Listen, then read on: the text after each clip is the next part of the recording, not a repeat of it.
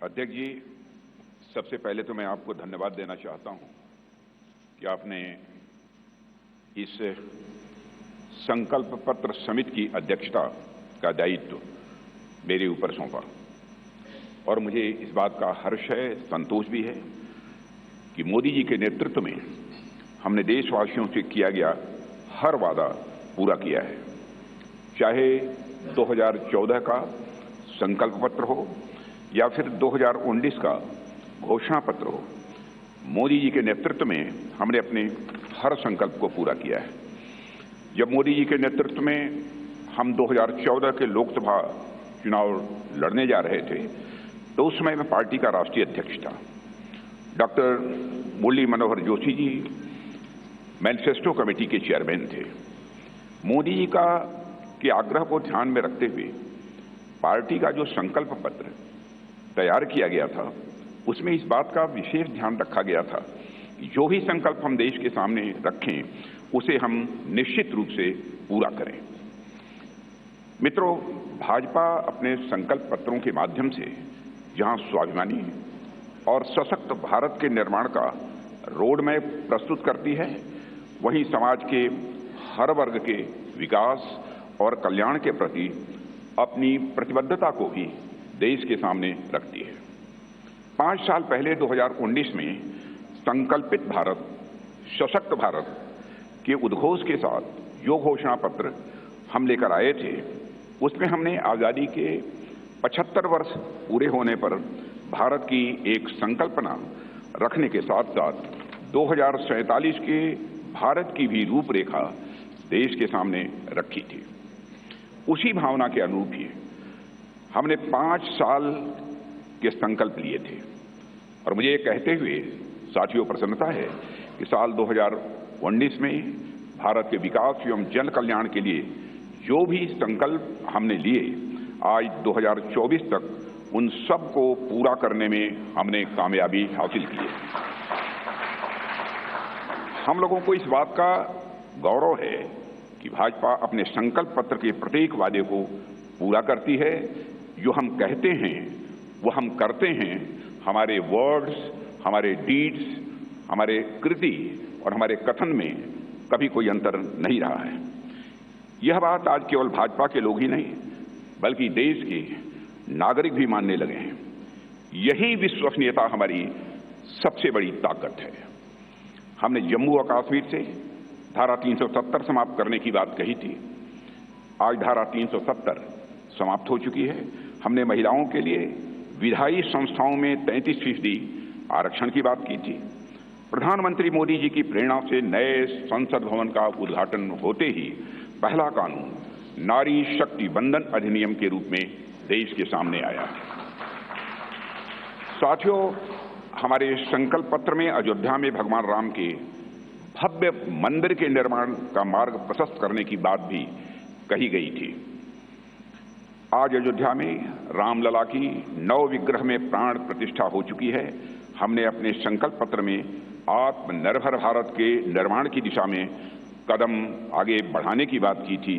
आज उस दिशा में देश तेजी से आगे बढ़ रहा है। साथियों, हमने इंक्लूसिव ग्रोथ, समावेशी विकास की बात की थी और गरीब कल्याण के प्रति अपनी प्रतिबद्धता भी व्यक्त की थी। प्रधानमंत्री मोदी जी की गरीब कल्याण के प्रति संवेदनशीलता का इससे बड़ा उदाहरण और क्या हो सकता है कि देश के 80 करोड़ से अधिक जरूरतमंद व्यक्तियों को प्रधानमंत्री गरीब कल्याण अन्न योजना के तहत 2020 से लगातार मुफ्त राशन दिया जा रहा है और मोदी जी ने इस योजना को 2029 तक चलाने का संकल्प भी व्यक्त किया है। साथियों, प्रधानमंत्री मोदी जी के नेतृत्व में हमने पिछले 5 वर्षों में संकल्पित भारत, सशक्त भारत के संकल्प को पूरा करने पर सफलतापूर्वक काम किया है। अब हम भारत के 140 करोड़ नागरिकों के सामने अपना नया संकल्प पत्र प्रस्तुत करने जा रहे हैं। भारतीय जनता पार्टी के जिस संकल्प पत्र को आज हम जनता के सामने प्रस्तुत कर रहे हैं उसे तैयार करने में बड़ी एक्सटेंसिव और कंप्रिहेंसिव एक्सरसाइज भी की गई है। संकल्प पत्र समिति के पास 3 माध्यमों से सुझाव आए। पहला, रथ के माध्यम से सुझाव हमारे पास आए। दूसरा, संस्थाओं और व्यक्तियों द्वारा पार्टी संगठन के माध्यम से सुझाव आए, हम तक पहुंचाए और बड़ी संख्या में ऑनलाइन इनपुट्स भी हम तक आए। 4 लाख सुझाव नमो ऐप के माध्यम से भी आए। करीब 10 लाख सुझाव वीडियो के माध्यम से आए। ऐसे करीब 15 लाख से अधिक सुझाव समिति के पास आए हैं, जिनकी स्क्रीनिंग करके हमने उनकी समरी तैयार की है।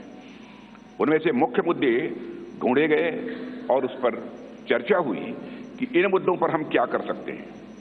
इस बात पर भी विचार हुआ कि हम जो संकल्प लेंगे उनके फाइनेंशियल इम्प्लीकेशंस क्या होंगे। यह विषय केंद्र का है या राज्य सरकारों से जुड़ा है या समवर्ती सूची का है।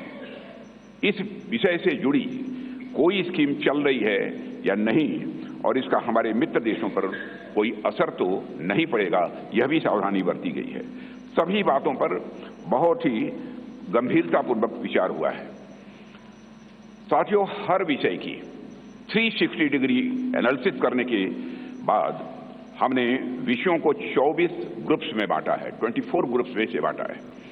इनमें से 10 सोशल ग्रुप्स बनाए गए, जिनमें गरीब, युवा, मध्यम वर्ग, नारी शक्ति, किसान, श्रम शक्ति, मछुआरे, एसएमईज, विश्वकर्मा, स्मॉल ट्रेडर, वंचित वर्ग, सीनियर सिटीजन एवं सबका साथ सबका विकास, जिसमें समाज के अन्य पिछड़े व कमजोर वर्ग शामिल हैं। इसी तरह जीवन और गवर्नेंस के जुड़े मुद्दे के 14 सेक्टर में बांटा गया है इन्हें।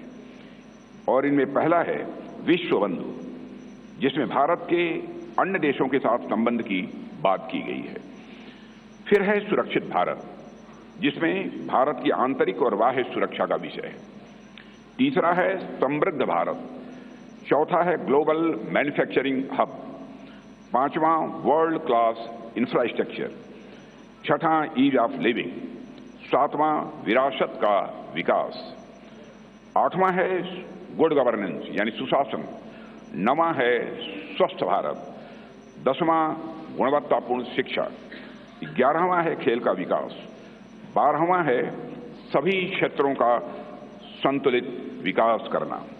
13वां है इनोवेशन एंड टेक्नोलॉजी और 14वां है सस्टेनेबल इंडिया, जहां पर्यावरण से जुड़ी हुई बातें। हमारे संकल्प पत्र का हर संकल्प मोदी की गारंटी से युक्त है। मित्रों, आज भारतीय राजनीति में मोदी की गारंटी 24 कैरेट सोने जितनी खरी मानी जाती है। इसलिए मुझे कहने में रंच मात्र भी संकोच नहीं है कि हमारा संकल्प पत्र भारत ही नहीं, दुनिया के राजनीतिक दलों के मैनिफेस्टो के लिए एक गोल्ड स्टैंडर्ड है। और मुझे पूरा विश्वास है जिन संकल्पों को हम यहां रख रहे हैं वह 2047 तक एक विकसित भारत के निर्माण के प्रधानमंत्री मोदी जी के संकल्प को जहां यह आकार भी देगा, वहीं यह विस्तार भी देगा और उसे साकार करने में भी यह मददगार साबित होगा।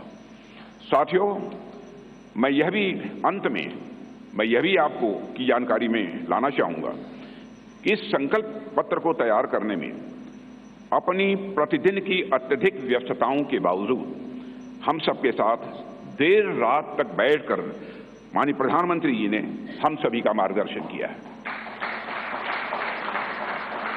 उनके पास बैठने के बाद और उनके विचारों सुनने के बाद मैं स्वयं इस नतीजे पर पहुंचा, कैसा होगा हमारा विकसित भारत, जहां इस संबंध में उनके अंदर पूरी स्पष्टता है, वहीं पर आत्मविश्वास है कि यह हासिल होकर रहेगा।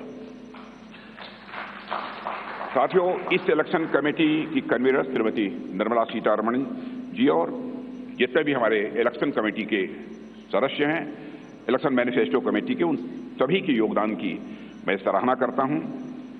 और अंत में मैं यह भी कहना चाहूंगा, साथ ही दिन रात सारे सुझावों को संकलित करना, अध्ययन करना और उसे संकल्प पत्र के रूप में तैयार करने में जो भूमिका हमारे रेल मंत्री श्री अश्विनी कुमार वैष्णव ने निभाई है, उसकी भी मैं विशेष रूप से मैं सराहना करना चाहता हूं।